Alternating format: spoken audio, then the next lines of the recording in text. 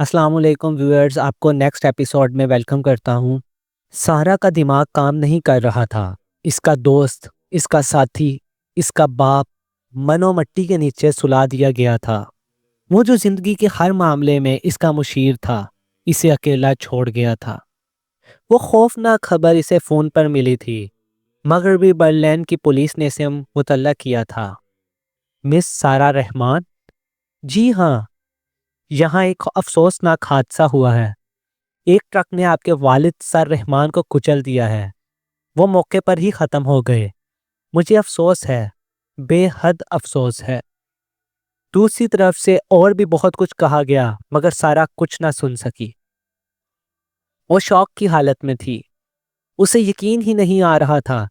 وہ اس کی زندگی کا بدترین، خوفناک ترین لمحہ تھا، اور کوئی ایسا شخص بھی میسر نہیں تھا جس کے کندھر پہ سر رکھ کر رو سکے۔ جمیل بھی نہیں تھا۔ جمیل سے وہ 1.5 سال پہلے ملی تھی۔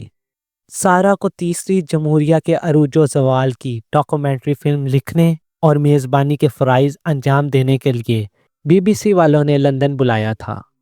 جمیل احمد اس فلم کو پروڈیوس کر رہا تھا۔ اس فلم کی عکس بندی کے دوران وہ دونوں بہت قریب ہو گئے۔ سارا نے سر رحمان کو جمیل کے بارے میں بتا دیا۔ سر رحمان نے اس کی حوصلہ افزائی کی۔ انہیں بیٹی کی خوشیاں بہت عزیز تھیں۔ وہ اسے ہنستا بستا دیکھنا چاہتے تھے۔ مگر پھر جمیل ایک ابھرتی ہوئی انگریز اداکارہ جولی اینڈریوز کے چکر میں پڑ گیا۔ پہلے اس نے سارا سے ملنا کم کیا، اور پھر یہ سلسلہ بالکل ہی موقوف ہو گیا۔ پھر اچانک اخبارات میں خبر چھپی کہ جمیل احمد نے اپنی بیوی سے طلاق حاصل کر کے جولی اینڈریوز سے شادی کر لی ہے۔ سارا کے لیے وہ دوہرا شوق تھا۔ جمیل نے اسے بتایا تک نہیں تھا کہ وہ شادی شدہ ہے۔ سارا کے لیے وہ بہت بڑی توہین تھی۔ کئی دن تک تو اسے باپ کا سامنا کرنے کی بھی ہمت نہیں ہوئی، مگر پھر اسے قرار آ گیا۔ اسے احساس ہوا کہ وہ اندھیرے میں رہتی اور عین وقت پر اسے جمیل کے شادی شدہ ہونے کا علم ہوتا تو وہ زیادہ صدمہ ہوتا۔ یہ تو مقام شکر تھا کہ وہ اندھے کنویں میں گرنے سے بچ گئی تھی، لیکن اذیت میں تو وہ پھر بھی رہی۔ زخم البتہ آہستہ آہستہ منتمل ہو رہا تھا۔ وہ جان گئی کہ یہ اذیت محبت سے محرومی کی نہیں، بلکہ یہ زخم انا سے اٹھنے والے ٹیسے ہیں۔ وہ در حقیقت جمیل کو نہیں چاہتی تھی۔ اسے شادی کی، اپنا گھر بسانے کی اور اپنے بچوں کو پالنے کی آرزو تھی۔ وہ بس منظر تبدیل کرنا چاہتی تھی۔ وہ کالج میں لیکچر دینے سے، بند کمروں میں تحقیقاتی کام کرنے اور کتابیں لکھنے سے جان چھڑانا چاہتی تھی۔ جمیل احمد تو بس ایک وسیلہ تھا، بلکہ اب تو وہ یقین سے کہہ سکتی تھی کہ جمیل سے شادی اس کے لیے تباہ کن ثابت ہوتی۔ وہ آہستہ آہستہ جمیل کو بھولتی گئی۔ وہ نئے جوش و خروش سے ہٹلر کی بائیوگرافی کی تکمیل کے لیے مصروف ہو گئی۔ یوں وہ کتاب اور سر رحمان پھر اس کی زندگی کا محور و مرکز بن گئے۔ سر رحمان کی موت کی اطلاع ملنے کے بعد وہ برلن جانا چاہتی تھی، باپ کی لاش اٹھانے کے لیے، لیکن ہوش مند خواہوں نے اسے ایسا نہیں کرنے دیا۔ کسی نے اسے برلن فون کرنے کا مشورہ دیا۔ اس نے برلن کے مرکزی پولیس اسٹیشن فون کیا۔ اس کی call chief of police Wolfgang Smith کو ٹرانسفر کر دی گئی۔ چیف نے انگریزی میں بات کی تھی۔ اس کے انداز میں گرم جوشی تھی۔ اس نے سارا کو حادثے کی تفصیل سنائی۔ اس نے بتایا کہ ٹرک ڈرائیور یقیناً نشے میں دھت تھا۔ وہ بہرحال حادثے کے بعد رکا نہیں۔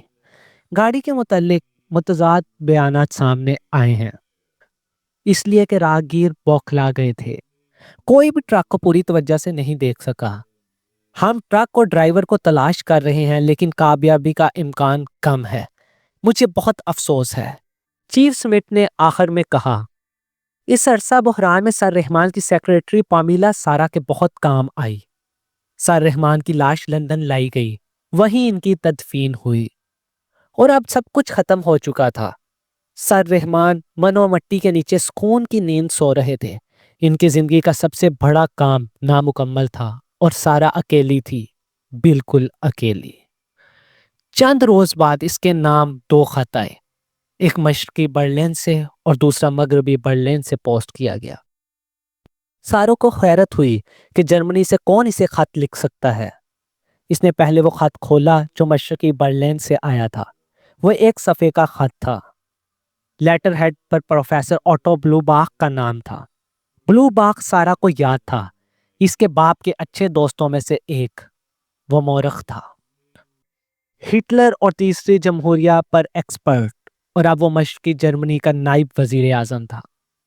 اسی نے سر رحمان کو فیورر بنکر کے نواح میں کھدائی کی اجازت دلوائی تھی۔ سارا پروفیسر بلو باخ سے ایک بار ملی تھی۔ وہ خالص جرمن تھا مگر بے حد مہذب اور مہربان۔ اوٹو بلو باخ نے بے حد خلوص اور سچائی سے تعزیت کرتے ہوئے سر عتیق الرحمن کی حادثاتی موت کو دنیا علم کا بہت بڑا نقصان قرار دیا تھا۔ اس نے آخر میں لکھا تھا، مجھے سر رحمان نے بتایا تھا کہ تم اور وہ اب اس کتاب کی تکمیل کے بہت قریب ہیں، جو ان کے خیال میں ان کے لیے باعث افتخار ہوتی۔ مجھے معلوم ہے کہ تم اپنے باپ کی بیٹی اور بذات خود ایک محترم مورخ ہونے کے ناطے اس کتاب کے سلسلے میں اہم کردار ادا کر رہی تھی۔ مجھے 3 سال پہلے کی وہ ملاقات خوب اچھی طرح یاد ہے، جب مشرقی برلن میں تم بھی اپنے والد کے ساتھ تھی۔ میں تم سے بے حد متاثر ہوا تھا۔ ہمارے درمیان اسی بائیوگرافی کے متعلق بات ہوئی تھی جس کا اب صرف اختتام رہ گیا ہے۔ مجھے امید ہے کہ تم پہلی فرصت میں اپنے عظیم باپ کے اس عظیم کام کو شایان شان طریقے سے مکمل کرو گی۔ یہ تمہارے جینیس اسکالر باپ کا حق ہے کہ اس کی یہ تصنیف عوام و خواص تک کتابی شکل میں پہنچے۔ مجھ سے کسی تعاون کی ضرورت ہو تو بلا تکلف کال کر لینا۔ اس خط نے سارا کے دل کو چھو لیا تھا۔ سب سے بڑی بات یہ کہ وہ خط اسے زندوں کی دنیا میں واپس لے آیا۔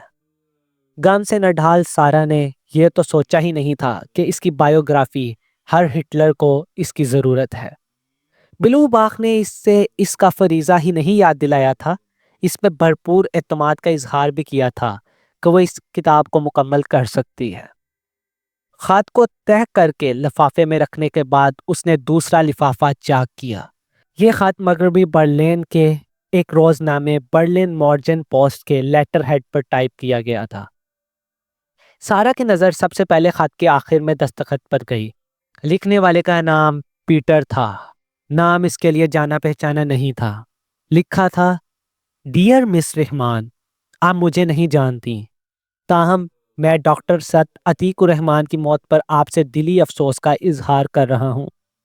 مجھے کبھی سر رحمان سے ملاقات کا شرف تو حاصل نہیں ہوا، لیکن موت سے چند منٹ پہلے تک میں ان کے پریس کانفرنس میں شریک تھا۔ سر رحمان نے پریس کانفرنس میں اعلان کیا تھا کہ وہ اپنی اور آپ کی مشترکہ تصنیف ہٹلر کی بائیوگرافی ہر ہٹلر کے اختتام کو فی الوقت التوا میں ڈال رہے ہیں۔ وجہ یہ ہے کہ وہ ہٹلر کی زندگی کے آخری لمحات کے بارے میں مزید کچھ چھان بین کرنا چاہتے ہیں۔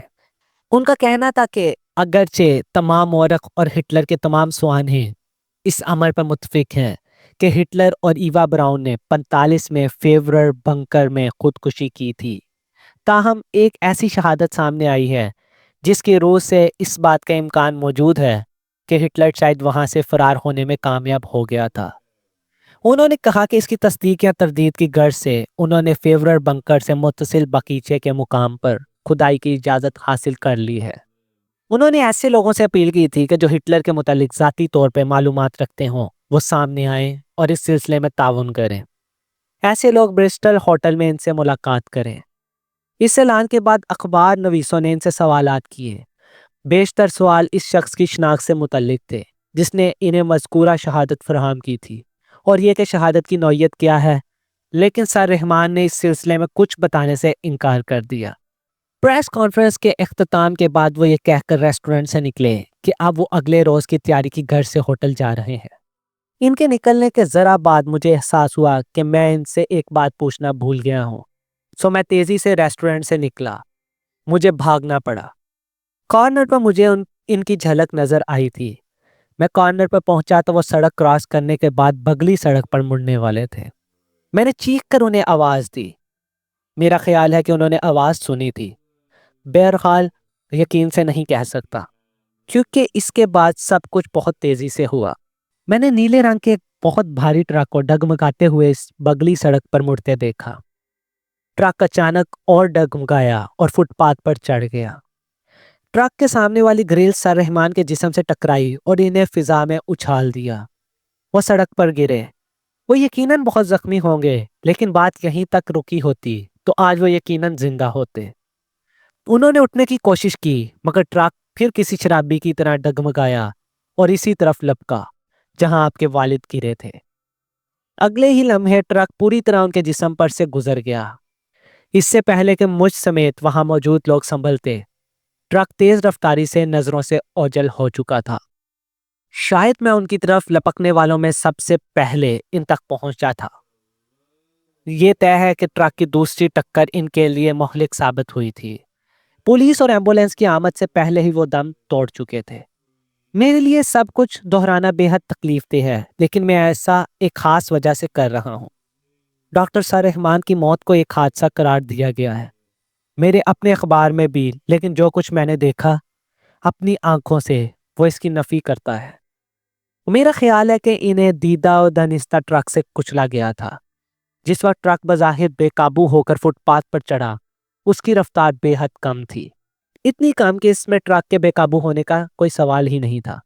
اور جس وقت وہ پہلی بار آپ کے والد سے ٹکرایا تو وہ رفتار پکڑ رہا تھا، اور انداز ایسا تھا کہ جیسے ٹرک نے آپ کے والد کو خاص طور سے نشانہ بنایا ہو۔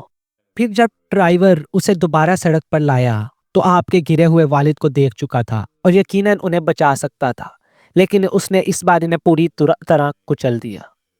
اس کے بعد اس نے ٹرک پوری رفتار سے دوڑا دیا۔ یہ بات ثابت کرتی ہے کہ ٹرک اول و آخر پوری طرح اس کے قابو میں تھا۔ میں یہ حلفیہ نہیں کہہ سکتا اور ثابت بھی نہیں کر سکتا۔ ممکن ہے وہ حادثہ ہی ہو، لیکن میں نے جو دیکھا، جو محسوس کیا، وہ آپ کو بتانا میرا فرض تھا۔ پولیس کو یہ بتانا بے سود تھا۔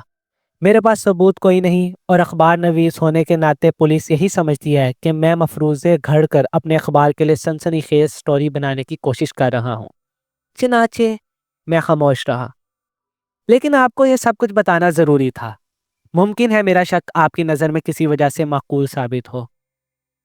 کیا پتہ ڈاکٹر رحمان کے دشمن بھی ہوں۔ مجھے افسوس ہے کہ میں نے آپ کا زخم کوریدا۔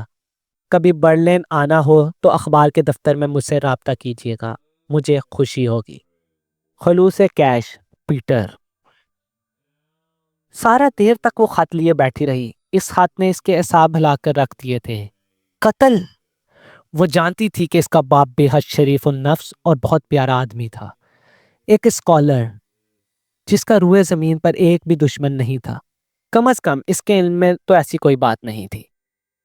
لیکن ایک پروفیشنل صحافی جو اس حادثے کے عینی شاہد تھا، اسے حادثہ نہیں قتل قرار دے رہا تھا۔ تو کیا وہ پاگل تھا؟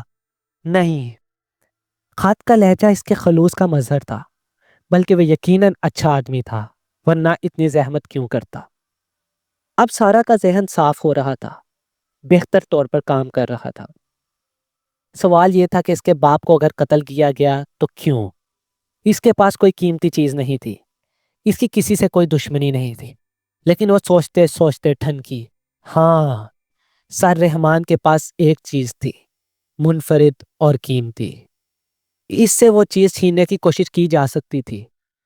سر رحمان کے پاس ایک شہادت تھی، ایک یقین تھا کہ اڈولف ہٹلر 30 اپریل 45 کو نہیں مرا تھا۔ ممکن ہے کوئی نہیں چاہتا ہو کہ یہ بات ثابت کی جائے۔ سارا نے ایک فیصلہ کر لیا۔ اب تک وہ اپنے باپ کی معاون تھی، جونیئر پارٹنر۔ فیصلے سر رحمان کرتے تھے، مگر اب وہ اکیلی تھی۔ فیصلے بھی اسے ہی کرنے تھے۔ اسے اپنے باپ کی جگہ لینی تھی، اس کے کام کو مکمل کرنا تھا۔ اس کے لیے اسے مغربی برلن جا کر ڈاکٹر میکس تھینل سے ملنا تھا۔ اسے پروفیسر اوٹو بلو باک اور اس رپورٹر پیٹر سے ملنا تھا۔ اسے حقیقت معلوم کرنا تھی۔ اگر پیٹر کی بات میں صداقت تھی تو وہ خود بھی خطرے میں تھی، اسے بھی راستے سے ہٹانے کی کوشش کی جا سکتی تھی۔ تو پھر وہ خود کیوں نہ قاتل کو ایک اور کارروائی کرنے کی دعوت دے؟ یوں وہ دو معاملے حل کر سکتی تھی، ایک باپ کی موت کا اور دوسرا اڈولف ہٹلر کے بش نکلنے کے مفروضے کا۔